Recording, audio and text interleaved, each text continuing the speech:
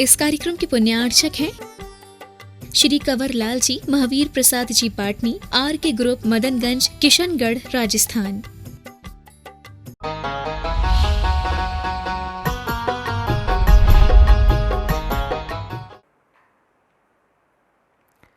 एक इंद्रिय जीवों के लिए अभी त्याग नहीं हो रहा है। आपको अग्नि जलाना है, अग्नि जलाओ। चूल्हा जलाना है, गैस चूल्हा जलाना है, गैस चूल्हा जलाओ। पानी भरना है, पानी भरो। कहीं से लाना है, लेकर के आओ। वनस्पति, आपको कोई साग सब्जी भाजी सब बनाना है, बनाओ। घर बनाना है, घर बनाओ। दुकान बनाना है, दुकान बनाओ। कुछ भी करो, ये सब आपके लिए क्या है? सब कुछ करना पड़ेगा, और सब में हिंसा होती है। लेकिन उस हिंसा में ये विचार रखो कि इसमें त्रस जीवों का वध न हो।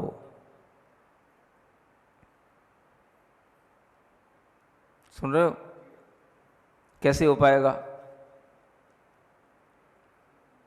अगर आप कुछ चीजों में अपने आप को बचा करके रखोगे तो आप उस वध से बच सकते हो।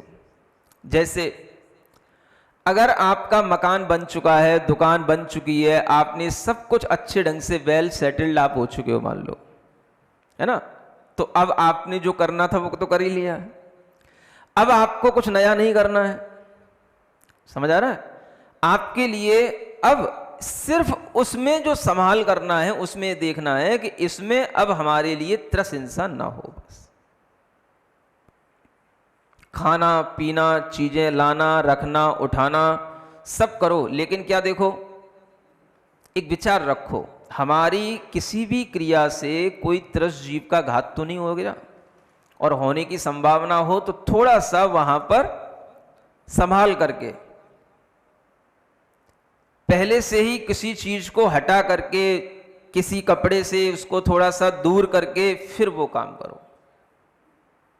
मान लो पहले के लोग, आपने कभी देखा हो, अग्नि जलाते थे। पहले तो चूल्हे होते थे, तो चूल्हे की अग्नि रात में तो बुझा दी जाती थी, और सुबह उठ करके चूल्हे को फिर से संभाला जाता था। समझ आ रहा है? जो भी राख रखी रहती थी वो सब पहले निकाल ली जाती थी। सुबह सुबह रोजाना नया चूल्हा क्या बोलते, लीपा पोता जाता था, है ना।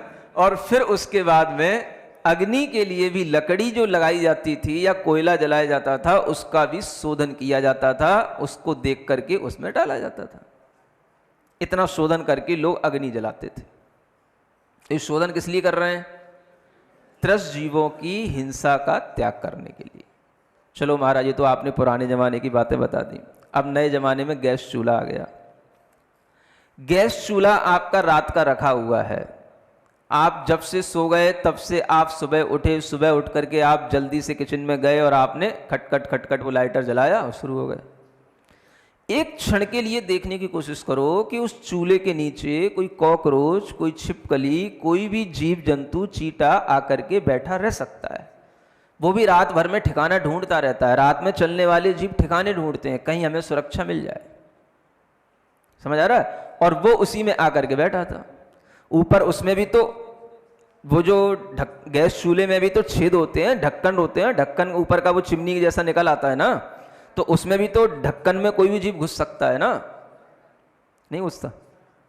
तो इतना तो किया जा सकता है कि कोई भी चीज जब हम कर रहे हैं, सुबह सुबह अग्नि जलाना है, सबसे पहले उसको थोड़ा सा गैस चूल्हे को उठा लो, थोड़ा सा हिला दो, कोई छिपकली पकली होगी थोड़ी सी निकल जाएगी। जो उसके नीचे एक थोड़ा सा कपड़ा डाल दो, उसके ऊपर आग लगाने से पहले उसकी ऊपर की जो चिमनी, उस क्या बोलते हैं उसको, बर्नर, हाँ, उस बर्नर को जो है थोड़ा सा उठा लो, एक बार उसको झड़का लो, देख लो। कुछ इतना भी कर लोगे तो आपके लिए ये क्या आएगा? ये आपके लिए आरंभी हिंसा होते हुए भी आपको त्रस हिंसा से बचना हो जाएगा। लेकिन ये आपको करना पड़ेगा। अब आपने क्या किया? एक दिन उठाया था बर्नर को, कुछ तो नहीं है। दूसरे दिन उठाया, उसमें भी कुछ नहीं है। तीसरे दिन उठाया, तब भी कुछ नहीं निकला। कुछ नहीं है, मेरी किचन तो बहुत साफ रहती है, बिल्कुल नीट एंड क्लीन है। तो क्या करना? अब फिर आप शुरू हो गए, अरे सब चलता है, बार बार कुठावधरी करने से कुछ नहीं होता है, टाइम खराब होता है, और जो है बस फिर आपने 2-4 दिन बाद वैसे ही शुरू कर दिया। अब किसी दिन आपके लिए, जब इस दिन किसी दिन आपको समझ में आएगा कि इसमें वो कोई कॉकरोच जल गया कि कोई चींटा जल गया, तब आप करोगे ये कैसे हो गया। तो आचार्य कहते हैं जीव जले या ना जले, जीव मरे या ना मरे, एक बहुत अच्छी गाथा आती है, मरदुव जियदुव जीदो अयदाचारस्य निच्छिदा हिंसा। जीव मरे या जीव जिए, अगर आप अयत्नाचार पूर्वक कर रहे हैं, अयत्न का मतलब कोई आप उसमें अपना एफर्ट नहीं दिखा रहे हैं, आप भीतर से उसके प्रति सावधान नहीं है, तो आपको नियम से हिंसा का दोष लगता है। यह बहुत बड़ी चीज है, इस सूत्र को समझो। यत्नाचार का मतलब है सावधानी पूर्वक प्रवृत्ति करना, कॉन्शसनेस के साथ में, केयरफुल्ली होकर के आप उस चीज को, चाहे उसमें जीव हो या ना हो, आपको सावधान रहना है। तो अगर कभी जीव मर भी गया, मान लो आपने देख लिया था, अब देखो दूसरा वही स्टेप, आपने बर्नर उठाया या नीचे जो है उस चूल्हे को हिलाया, फिर भी मान लो कोई चीज जीव उसके अंदर चिपका रह गया, आपने अपना प्रयत्न कर लिया, फिर भी जीव चिपका रह गया, बाई चांस वो मर गया, तो आपको उसकी हिंसा का दोष नहीं लगेगा। अब आप समझो कितनी बड़ी बात कही गई है। अब वो मर गया, मर भी गया, क्यों हिंसा का दोष नहीं लगा? क्योंकि आपने देख लिया था, सावधानी पूर्वक प्रवृत्ति की। पता नहीं, अब कभी कभी तो ये भी हो सकता है ना कि जैसे मान लो जिस समय पर जलाना शुरू किया था उस समय पर तो कुछ नहीं था, अचानक से कोई भी दौड़ता हुआ आया और उसमें घुस गया, हमने नहीं देख पाए, हम दूसरे काम में लगे थे। नहीं होता? कहां से जीव कौन सा आ जाए, कहां से भागता हुआ कहां घुस जाए, कुछ भी पता नहीं होता। अब फिर भी वो मर गया, तो उसके लिए आचार्य कहेंगे आपके लिए पाप का बंध नहीं होगा। क्यों नहीं होगा? क्योंकि आपने देखते हुए प्रवृत्ति की। देखो समझो, बहुत बड़ी बात बता रहा हूं, ये तो एक उदाहरण दे रहा हूं। अगर वही प्रवृत्ति आपने बिल्कुल ये सोच करके कि यहां पर कोई भी जीव नहीं है, मेरी किचन बिल्कुल नीट क्लीन है, हमें इसमें कुछ नहीं करना है, आप रोजाना वैसे ही आकर के टक टक टक करके खटखट खट करके शुरू हो जाते हो, तो आपके लिए चाहे हिंसा नहीं भी हो रही हो तो भी आचार्य कह रहे हैं आपको हिंसा हो रही है, आपके अंदर पाप का बंध होएगा। क्यों? आप कॉन्शसनेस के साथ नहीं हो, आप प्रमादी हो रहे हो। थोड़ा सा टाइम बचाने के लिए, थोड़ा सा चीजों को उठाने धरने के लिए आप प्रमादी हो रहे हो। यह प्रमाद आपके लिए हिंसा के बंध का कारण है। तत्वार सूत्र में यही हिंसा की परिभाषा है, प्रमत्त योगात् प्राण व्यपरोपणम हिंसा। प्रमत्त योग हो गया, प्रमादी हो गए आप। जो प्रमादी है वो कसाई है। तो आपको अगर अपने अंदर हिंसा से बचने की प्रवृत्ति आएगी तो आप भीतर से प्रमाद भाव से दूर होकर के हर काम को सावधानी से करें। क्या आप नहीं देखते हो घरों में, दरवाजों में, खिड़कियों में कितनी बार छिपकली मरी हुई मिलती है? अपने आप मर जाती है, नहीं देखते हो? हाँ? आप कभी भी कोई ऐसे भी घर में रूम होते हैं, खिड़कियां होती हैं जो कई दिनों से नहीं खोली जाती हैं, अचानक से आपको किसी दिन जरूरत पड़ी, आपने खट खट खट सब खोल के डाल दिया। एक क्षण किसी भी खिड़की को, दरवाजे को खोलने से पहले घर में जैसे नीचे जमीन को साफ करने का एक पोंछा रखते हो, वैसे ही एक कपड़ा अलग से रखा करो। किसी भी चीज पर जो हमें बहुत दिनों से, जहां हमने कोई भी संपर्क नहीं रखा है, उस कपड़े से पहले उस स्थान को थोड़ा सा हटा लो, है ना, उसका एक परिमार्जन कर लो। थोड़ा सा वहां पर कोई भी जीव बैठा होगा, आहट मिलेगी कि यहां पर आ गया है कोई, वो अपना हिलडुल करके इधर उधर हो जाएगा। अचानक से कर दोगे, वो जीव भी सकपका जाता है, वहां का घुमा वहां आया, उधर से दरवाजा इधर फिरा तो वो इधर से घुसा और बीच में दब गया, पिच गया, गया काम से। समझ आ रहा? होता नहीं है क्या? होता है।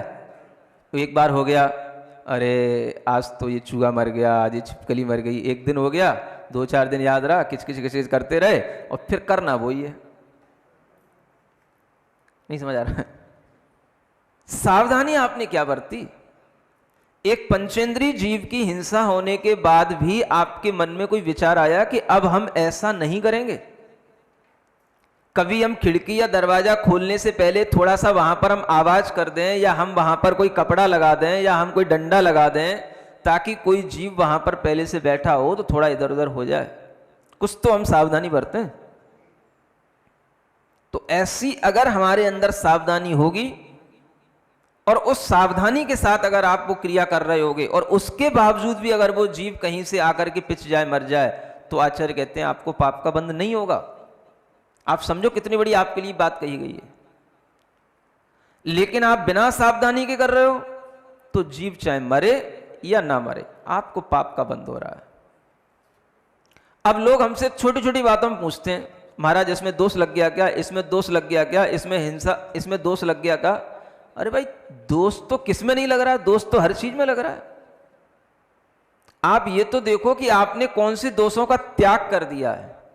जिस दोष का त्याग कर दिया जाता है उसके बारे में सोचा जाता है कि ये दोष हमसे तो नहीं हो गया। आपने कुछ त्याग तो किया ही नहीं किसी दोष का, तो दोष तो हमें से ही लग रहा है। अब छोटी छोटी बातें पूछने से क्या मतलब है कि इसमें दोष ज्यादा है कि उसमें दोष ज्यादा है? दोष तो बड़ा बड़ा ये है कि आपके अंदर कसाय के साथ, प्रमाद के साथ प्रवृत्ति चल रही है। सबसे बड़ा दोष तो ये है, वो आपको दिख नहीं रहा। आप अपने स्टैंडर्ड में जी रहे हो। उस स्टैंडर्ड के साथ भीतर भी एक स्टैंडर्ड बनाओ। समझ आ रहा है? बाहरी स्टैंडर्ड तो आपने बना लिया, होना भी चाहिए, चलो कोई बात नहीं, समाज में रहने के लिए थोड़ी रेपुटेशन होनी भी चाहिए, चलो कोई बात नहीं, अच्छा है। अब भीतर से स्टैंडर्ड बनाओ अपना। हम इतना सब कुछ होते हुए भी इतने सावधान रहते हैं, इतना केयर करके हम हर चीज के साथ में अपने घर के काम करते हैं। ये आरंभी हिंसा करते हुए आपके अंदर अगर सावधानी रहेगी तो आप उससे होने वाले पाप से बचे रहेंगे। त्रस हिंसा का आपका त्याग पूरा पलता रहेगा। समझ में आ रहा? इसी तरीके से उद्योगी हिंसा, उद्योग माने व्यापार, बिजनेस। अब आपने अपने लिए किसी भी तरीके के उद्योग कर रहे हो, करो, कोई दिक्कत नहीं, लेकिन वो उद्योग, वो व्यापार अच्छे क्वालिटी के होने चाहिए। और उसमें इतना होना चाहिए कि जो हम उद्योग कर रहे हैं उसमें कम से कम जीवों का घात हो, या उसमें पंचेंद्रीय जीवों का तो कम से कम घात ना हो। अगर आपके लिए कभी लगता है कि ऐसे कोई उद्योग हैं जिनमें बहुत सारे 3 इंद्रिय, 4 इंद्रिय, 2 इंद्रिय जीवों का भी घात होता है, तो आप उन उद्योगों से भी अपने आप को धीरे धीरे बचाने की कोशिश कर सकते हो। विचार करो, ऐसे उद्योग में अपना मन लगाने की कोशिश करो जिनमें हिंसा कम होती हो। ऐसे कौन से उद्योग हैं महाराज? आप देख लो। अच्छे अच्छे काम किसके होते हैं? सर्राफा है, कपड़े का व्यापार है, सराफा व्यापार है, और भी कोई काम जिनमें जीव हिंसा कम हो। आप खुद देख लो, अगर अच्छे काम हैं, जीव हिंसा कम होती हो, तो आप उन कामों को ही प्रेफरेंस दो। आप खुद अपने मन में विचार करो कि हमारे उद्योग में कितनी हिंसा है और हम कितने उससे बच सकते हैं, बच भी पाते हैं कि नहीं। कभी कभार होती है या रोजाना होना एक नियम ही है, ये भी देखना पड़ेगा। कभी कभार तो किसी की भी असावधानी से हो सकती है, अलग बात है, उसको तुम रोक सकते हैं। लेकिन जो चीजें बन रही हैं उसमें हिंसा के बिना बनती ही नहीं। त्रस जीवों का विशेष रूप से आपको हिंसा का ध्यान रखना है। एक इंद्रिय तो चलो ठीक ही है, उसके बिना तो काम कोई चलेगा ही नहीं। मान लो आपको गुड़ भी बनाना है, तो गुड़ बनाने के लिए गन्ना का व्यापार करना पड़ेगा, गन्ने के व्यापारी से आपको गन्ना लेना पड़ेगा, है ना? या फिर गन्ना जहां पर गुड़ के रूप में बनता है वो बनेगा। उसमें कहीं पर भी त्रस का कोई घात नहीं है। लेकिन वह त्रस का घात कहां हो सकता है? अगर आपने कहीं ऐसे स्थानों पर उस गुड़ को रखा है जहां पर बहुत सारी चींटियां लग जाती हों, लगने की संभावना होती हो, तो फिर बहुत त्रस जीवों का घात हो जाएगा। समझ आ रहा है? यदि वो व्यापार इतना अच्छे ढंग से चल रहा है कि उसमें कोई ऐसा घात नहीं होता, माल आता है उतर के चला जाता है, कुछ रुकता नहीं है ज़्यादा, हमें कुछ उसमें करना नहीं पड़ता, तो अलग बात है। खुद विचार करो, प्रत्येक व्यक्ति अपने अंदर खुद ये विवेक लाए कि हम देखते रहें कहीं जीवों की हिंसा के माध्यम से मेरे व्यापार में वृद्धि हो रही है या उन जीवों की हिंसा में वृद्धि हो रही है। हम विचार नहीं करेंगे तब तक हम अपने आप को कभी बदल नहीं पाएंगे। कोई कुछ भी कर भी रहा है, कोई व्यापार, तरह तरह के व्यापार जो लोग लगे हुए हैं, कोई बात नहीं, लेकिन एक विचार तो करो। आज विचार करोगे, कम से कम साल, 2 साल, 4 साल बाद आपके मन में कुछ ना कुछ तो आएगा विचार करते करते कि भाई हम कुछ इसको सही कर सकते हैं या इसमें सही नहीं हो सकता तो हम बदल भी सकते हैं, सबको संभव है। ये जो अपने अंदर विचार आया तो क्यों चल रहा है? जीव रक्षा के कारण से। आपके इस भाव से निरंतर आपको पुण्यबंध होगा कि आप जीव रक्षा का विचार रखे हो, और यही बंध आपके लिए उस उद्योगी हिंसा से होने वाले पाप से आपकी रक्षा करेगा।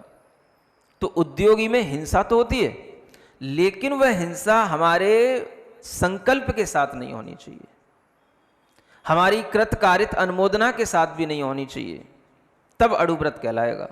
उद्योग में भी हम ऐसा नहीं कि भैया मैं नहीं मार रहा, नौकर मार रहा है, बात तो वही है, समझ आ रहा है ना? कर नहीं रहे हो, करा रहे हो, या उसने कर दिया, चल ठीक है तू कर दिया, मेरा तो व्रत था, तूने कर दिया, ठीक कर दिया, तू अनुमोदना कर दी, तो ये भी वही हो गया, समझ आ रहा है ना? तो नहीं, हिंसा त्रस्त जीवों की यदि हो तो उसमें न कृत, न कराना और न करने वाले के लिए अच्छी भावना रख करके अनुमोदना करना, ये तीनों से बचना पड़ेगा। ये अड़ुव्रत है, और ये गृहस्थ थोड़ी सी सावधानी के साथ में अच्छे ढंग से पाल सकता है। अब आप कहो कौन टेंशन ले महाराज, तो एक टेंशन नहीं लोगे तो अनेक टेंशन आएंगे, समझ आ रहा है ना? है ना? और फिर एक विरोधी हिंसा हो जाती है। कौन सी विरोधी हिंसा? वो तो जब कभी होती है, कभी कभार होगी जब देखा जाएगा। उसमें क्या होता है? वो भी तब होती है जब हमारे पास में कोई अस्त्र शस्त्र हो, हम विरोधी हिंसा के माध्यम से अपनी रक्षा करते हुए अगर किसी का कभी बाई चांस कोई घात हो जाए तो आचार्य कहते हैं वो कोई बात नहीं, क्योंकि गृहस्थ के लिए सबसे जरूरी है संकल्पी हिंसा का त्याग। हमारा संकल्प तो था ही नहीं उसे मारने का, अपना बचाव करते करते उसका घात हो गया। इस प्रकार का अगर कोई कार्य होता है, अब मान लो कुछ ऐसे लोग होते हैं सेना में भर्ती हो जाते हैं, उन्हें तो अपने मार्शल के ऑर्डर का पालन करना ही पड़ेगा, तो उनके लिए जिस तरीके की हिंसा होगी वो विरोधी हिंसा में जाएगी, वो संकल्पी हिंसा नहीं है। वो देश की रक्षा कर रहा है, उसे ऊपर से ऑर्डर मिला है इसलिए वो कर रहा है, ये उसकी अपनी रक्षा के भाव से हिंसा हो रही है। तो वो तरीके की हिंसा, विरोधी हिंसा, तो कुचित कदाचित किन्हीं लोगों के साथ होती है। अब आप ये देखो कि इन 4 प्रकार की हिंसा में कौन सी ऐसी हिंसा है जिससे हम अपने आप को नहीं बचा सकते। समझ आ रहा है? पुरुष होंगे तो उन्हें उद्योगी हिंसा पर विचार करना पड़ेगा, और महिलाएं होंगी तो खास तौर से उन्हें आरंभी हिंसा पर विचार करना पड़ेगा। ऐसा शायद मेरा विचार है ना? हाँ। और संकल्पी हिंसा छोड़ने के बाद विरोधी हिंसा का तो कुचित कदाचित कोई सद्भाव होता है। अगर आप इस तरह से 4 प्रकार की हिंसा से अपने आप को बचाने की कोशिश करेंगे तो उसमें त्रस्त जीवों के घात से बचेंगे, आपके लिए अड़ुव्रत का पालन होगा, मोटा मोटा स्थूल रूप से। बस इतना ही, देखते देखते मेरे भावों से, मेरी असावधानी से ना हो जाए, इसी का नाम है स्थूल अहिंसा व्रत। बताओ अब क्या समस्या आ रही है? कुछ नहीं है? एक इसी अहिंसा व्रत का पालन करते हुए जो इस अहिंसा में दोष लगते हैं, अतिचार लगते हैं, उसके लिए आगे का एक श्लोक और पढ़ते हैं। छेदन बंधन पीड़न मतिभारारोपणं व्यतिचारः आहार वारणापि च स्थूलवदाद व्यपुरते पंच। प्रत्येक व्रत के 5-5 अतिचार माने दोष बताए गए हैं, है ना। 5 अतिचार कितने होते हैं? 5 होते हैं, है ना। माने आपको स्थूल अहिंसा व्रत पालन करते हुए 5 अतिचारों से अपने आप को बचाने की कोशिश करना है। अतिचार का मतलब ये होता है कि यह एक दोष की मर्यादा, जैसे हमने कोई एक लाइन खींच ली कि हम इस लाइन के बाहर नहीं जाएंगे, लेकिन फिर भी हम उस लाइन के अंदर नहीं रहे, लाइन पे आ गए, इतनी स्थिति आ गई, है ना। या लाइन के थोड़े से बाहर आए और आकर के फिर हम अंदर हो गए। अतिचार का मतलब होता है थोड़ा सा दोष लग जाना जो संभव होता है, और उस दोष का परिमार्जन फिर हो जाता है जब हम सावधान हो जाते हैं, या उस दोष का परिमार्जन प्रतिक्रमण आदि करने से भी हो जाता है। अगर हमने ध्यान न दिया उस दोष का परिमार्जन हम कोई मंत्र जाप इत्यादि से भी कर सकते हैं। अतिचार बहुत ऐसी चीज नहीं कि उससे व्रत नष्ट हो गया, व्रत नष्ट नहीं होता इससे व्रत में दोष लग जाता है। अनाचार जो होता है वो व्रत में नाश कर देता है, वो उससे व्रत नष्ट होता है। तो ये भी ध्यान रखो। तो हर व्रत की सुरक्षा के लिए 5 प्रकार के अतिचारों को ध्यान में रखो। ये ध्यान रहेंगे, इन अतिचारों से बचे रहोगे तो वो व्रत की रक्षा होती रहेगी, ये इसका तात्पर्य है। तो क्या भाव है?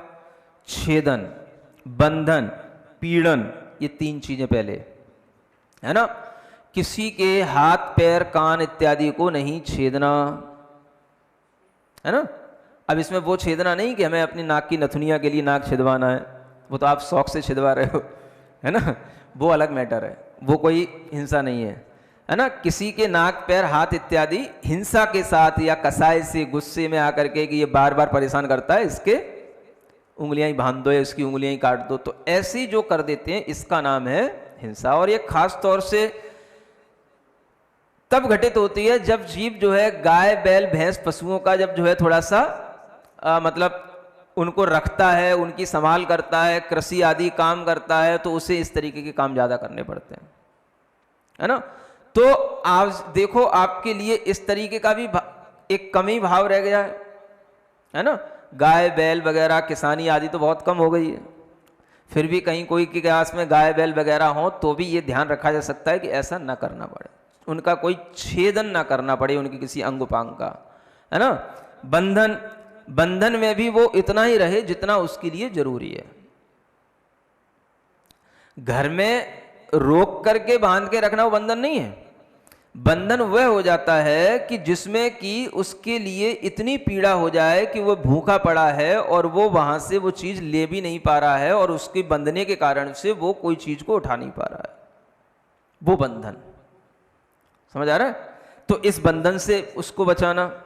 अब ये आप अपने नौकर चाकरों के साथ भी लगा सकते हो, गाय बैल नहीं है तो क्या होगा, है ना।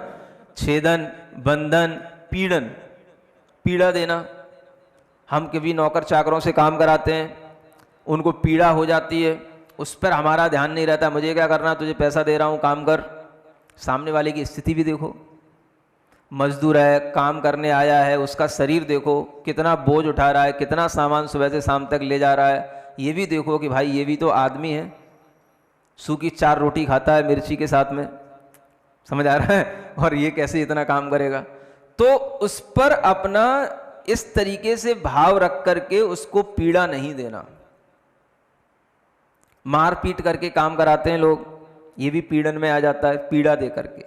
तो ये एक दोष हैं, इनसे आप बचने का ध्यान रखोगे तो आपका वह अहिंसा अणुव्रत अच्छे ढंग से पलेगा। और फिर अति भारारोपणम, जरूरत से ज्यादा किसी के ऊपर भार डाल देना। अब ये जरूरत से ज्यादा भार क्या होता है? आज बड़ी बड़ी कंपनियों में लोग जॉब कर रहे हैं, उन बेमालिक हैं कंपनियों के मैनेजर, जो अपने बच्चे होते हैं, इस सब उन बच्चे जो है जॉब कर रहे हैं, सब एम्प्लॉई हैं। कितना भार डालते रहते कंपनी के लोग, हमें कोई मतलब नहीं है, आपको इतना काम इतने दिन में करके देना है। चाहे वो रात रात भर लगे रहें, चाहे अपनी आंखें फोड़ें, चाहे वो किसी तरीके का घूमे फिरें, कुछ भी करें, उनके घर में कुछ हो रहा है उन्हें उससे मतलब नहीं, उनकी खुद की स्वास्थ्य बिगड़ रहा है उन्हें उससे कुछ मतलब नहीं, हमें काम का ये टारगेट है, पूरा करके देना है बस। ये अति भारारोपण में आ जाता है। आज का अति भारारोपण, पहले के पशु होते थे उनके ऊपर बोझा ढोया जाता था, अब आज पशुओं के ऊपर बोझा नहीं ढोया जा रहा, मनुष्य बोझा ढो रहा है। और क्या है, अब वो अति भारारोपण इतना हो गया कि अब उसकी नींद नहीं हो रही है, भूख नहीं हो रही है, काम का वेट इतना है कि अगर वो जो है उसको पूरा ना करके दे तो उसे लगता है आगे पेमेंट नहीं मिलेगी। जॉब करने से फिर हमारा जो घर का एक खर्चा है जो रेंट पर ले रखा है हमने अपना कमरा, और इतना खर्चा है कहाँ से निकलेगा, तो उसे हर तरीके से जूझ करके मर करके करना पड़ता है। ये क्या है, ये भी अति भारारोपण है। आप भी किसी के मालिक हो सकते हैं, आप भी दूसरों से काम कराते हैं, अति भारारोपण ना हो, जितनी जिसकी क्षमता है उसको उतना ही करने दिया जाए। कभी आदमी अपनी कोई असमर्थता बताए तो सुनने की भी तो एक सामर्थ्य रखो, सुनते ही नहीं कुछ लोग। तो जितने भी बड़ी बड़ी कंपनियों के मैनेजर डायरेक्टर अल्टीमेटम जारी कर देते, बिल्कुल वैसा, हमें कुछ सुनना ही नहीं, जो है इतना करके देना है टारगेट।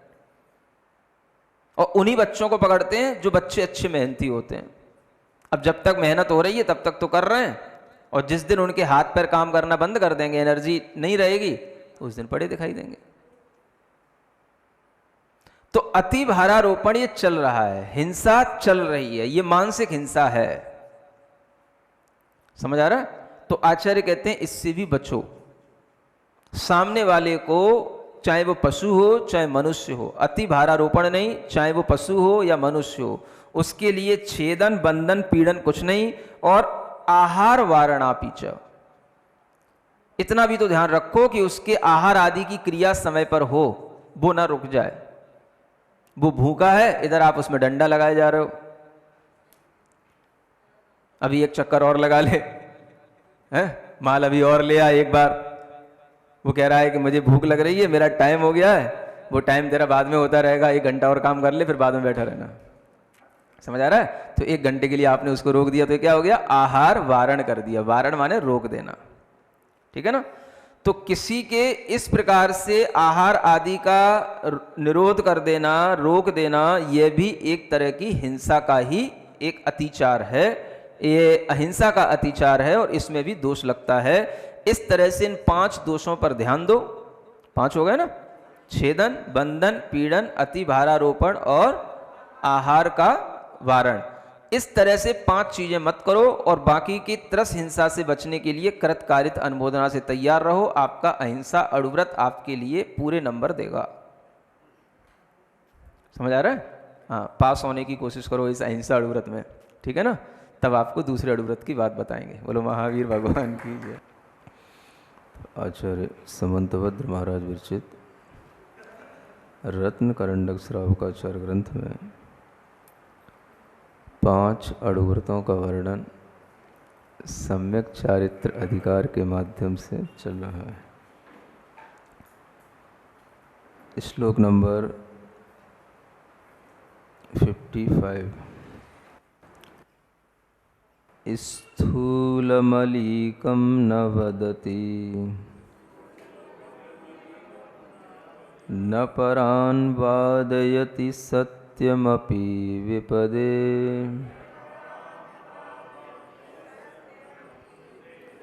यत्तद्वदन्ति सन्तः स्थूलमृषावादवैरमणम्। पढ़ें। स्थूलमलीकं न वदति न परान् वादयति यत्तद्वदन्ति सन्तः स्थूलमृषावादवैरमणम्। अहिंसा अणुव्रत का वर्णन करने के बाद सत्य अणुव्रत का वर्णन प्रारंभ हो रहा है। गृहस्थों के लिए यह सत्य अणुव्रत पर ध्यान देना भी आवश्यक है।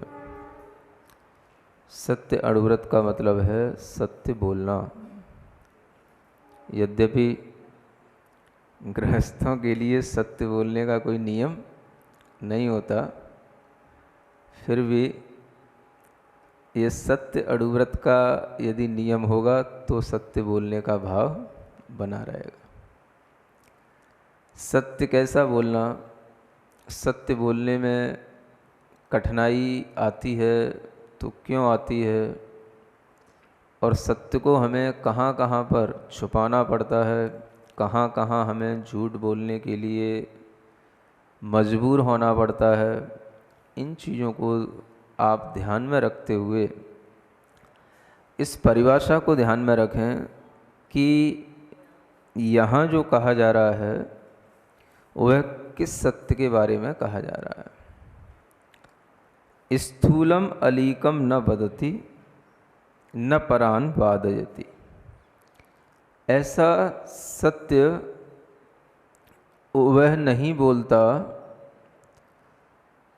जो सत्य जो उसके लिए परेशानी का भी कारण बन जाए। अलीक माने होता है झूठ। अर्थ यह भी है कि वह ऐसा झूठ नहीं बोलता जो स्थूल हो। स्थूल माने मोटा मोटा, स्पष्ट रूप से देखने में आने वाला। ऐसा जो स्थूल रूप से झूठ है वह न बोलता है और न वादयति परान, न वह दूसरों के लिए बुलवाता है, न वह खुद दूसरों के लिए बोलता है और न दूसरों के लिए वह खुद बुलवाता है कि भाई मैं नहीं बोल रहा तो तुम ही बोल दो, इसके बिना काम नहीं चलेगा। ऐसा वह झूठ न स्वयं और न किसी दूसरे के द्वारा बुलवाना, वह स्थूल रूप से सत्य अणुव्रत कहा जाता है। ऊपरी तरीके से गृहस्थ के लिए यह सत्य अणुव्रत उसके उस अहिंसा व्रत की भी रक्षा करने वाला होता है जो अहिंसा अणुव्रत का उसने नियम ले रखा है। जब भी कोई व्यक्ति सत्य बोलने की इच्छा करेगा तो तभी संभव है जब उसके मन में दुनिया के कार्यकलापों से या दुनिया के बेवजह के कामों से उसे कोई लेना देना ना हो।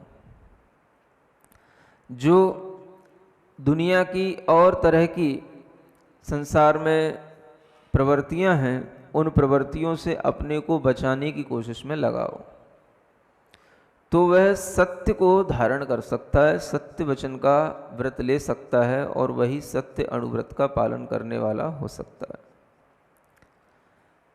सबसे जरूरी चीज है भीतर में कसाई की कमी होना। आप देखेंगे झूठ भी कब बोला जाता है, जब व्यक्ति कसाई के कारण से किसी को धोखा देना चाहता हो, अपनी कसाई के कारण से किसी को गिराना चाहता हो, अपनी कसाई की पूर्ति के लिए किसी के साथ में छल कपट करता हो, अपनी कसाई की पूर्ति के लिए दूसरों की मजबूरी का फायदा उठाता हो, तभी उसके लिए झूठ बोलना आता है। और ये झूठ बोलना कई बार तो देखने में आता है कि एक शौक भी बन जाता है लोगों का। कई बच्चे ऐसे मिलते हैं जिन्हें झूठ बोलने का एक शौक होता है ना। जैसे शास्त्रों में कथानकों के माध्यम से पता पड़ता है कि लोगों को चोरी करने का भी एक शौक होता है, ऐसे ही झूठ बोलने का भी एक शौक होता है। कई बच्चों को जब तक झूठ ना बोल लिया जाए तब तक उन्हें मजा सा नहीं आता और उन्हें रहाई सी नहीं आती कि मैं रह रहा हूँ। समझ आ रहा है? ये भी अपने आप में एक तरह की बुरी आदत है, और ऐसी बुरी आदत जिसके माध्यम से वह बच्चा धीरे धीरे जब बड़ा होने लग जाता है तो परेशान भी होने लग जाता है, क्योंकि जो व्यक्ति झूठ बोलता है उसके प्रति लोगों का विश्वास धीरे धीरे कम होने लग जाता है। वह कुछ भी कहेगा तो उसके ऊपर लोग विश्वास सहज में नहीं कर पाएंगे। सबसे पहले तो उसके दिमाग में यही आएगा, यार बहुत, ये तो नंबर 1 का हाँ झूठा है। अगर वो कभी आपत्ति में भी पड़ जाए, कभी कोई अपने लिए किसी से हमदर्दी भी मांगे या कभी कोई सहायता की बात भी करे, तो दूसरों की बात तो दूर, घर के माता पिता भाई बहन भी एक क्षण के लिए पहले यही सोचेंगे, ये तो बहाने मार रहा है, झूठ बोल रहा है, क्योंकि उसने अपनी आदत बना ली है झूठ बोलने की। ये झूठ बोलने की आदत कई बार लोगों के लिए परेशान कर जाती है, और इस तरह की आदत को भी लोग जो है बड़े शौक से अपनाते हैं। ये आश्चर्य भी होता है इसमें, है ना। समाज में लोग कई बार इस तरह की आदत को एक लीगल बना लेते हैं, और ये आदत भी की जा सकती है। एक दिन भी लोगों ने साल का एक फिक्स कर रखा है जिस दिन आप झूठ बोल सकते हो, हैं 1 अप्रैल, यही है। तो इस तरह की जो प्रवृत्तियां हैं, ये चीजें बताती हैं कि आप लोग अड़ु व्रत को लेना का भाव तो कर सकते हो, लेकिन आपके दिमाग में ये बैठा है कि ये समाज में चलती रहने वाली चीजें हैं, और ये चीजें भी अच्छी मानी जाती हैं। कभी कभी आप लोगों के लिए ये महसूस होने लग जाता है कि हम झूठ बोल करके ज़्यादा परेशान नहीं होते हैं जितना हम सच बोल करके परेशान होते हैं, है ना। ऐसा अनुभव में आता है। इसका मतलब क्या हो गया कि झूठ हमारी आदत बन गई है। झूठ बोलना हमारे लिए एक तरह का एक सामाजिक मतलब अपराध नहीं है, हाँ? एक सामाजिक तरह की नैतिकता सी बनती जा रही है, ऐसा लगता है। इस तरह की नैतिकता हमारे लिए नुकसान भी दे सकती है, और ख़ास तौर से आचार्य कहते हैं ऐसा झूठ नहीं बोलना चाहिए जो झूठ हमारे लिए कोई काम का ना हो और दूसरों के लिए भी कोई काम का ना हो। आपके लिए वह झूठ अगर किसी भी तरीके से दूसरों की हानि पहुंचा रहा है, तब तो वह झूठ एकदम से वह हिंसा का ही कारण मानना पड़ता है। सत्य के पीछे भी अहिंसा की रक्षा छिपी हुई है, यानी झूठ के पीछे हिंसा का भाव है। आप झूठ जब बोलेंगे, किसी के प्रति आपके अंदर भावात्मक राग द्वेष होंगे, और राग द्वेष की इस कसाई के कारण से ही आप झूठ बोल करके अपने आप को अच्छा समझेंगे, और सामने वाले को परेशान करके भी आप खुश होने की कोशिश करेंगे। ये कब हुआ? आपने भाव हिंसा की। द्रव्य हिंसा तो चलो, अहिंसा अड़ुव्रत में आपने सीख ली, वध नहीं करना, मारना नहीं, खाने पीने से रोकना नहीं। लेकिन जब आप इस अहिंसा की रक्षा करेंगे तो आपको धीरे धीरे ये भी सीखना पड़ेगा कि भाव हिंसा भी बहुत बड़ी चीज होती है। आपने किसी को कुछ बोल करके उसको दुखी बना दिया, है ना। कर्कश वचन बोल करके, किसी के लिए निंदा के वचन बोल करके, किसी का अपवाद करके आपने उसको दुखी बना दिया।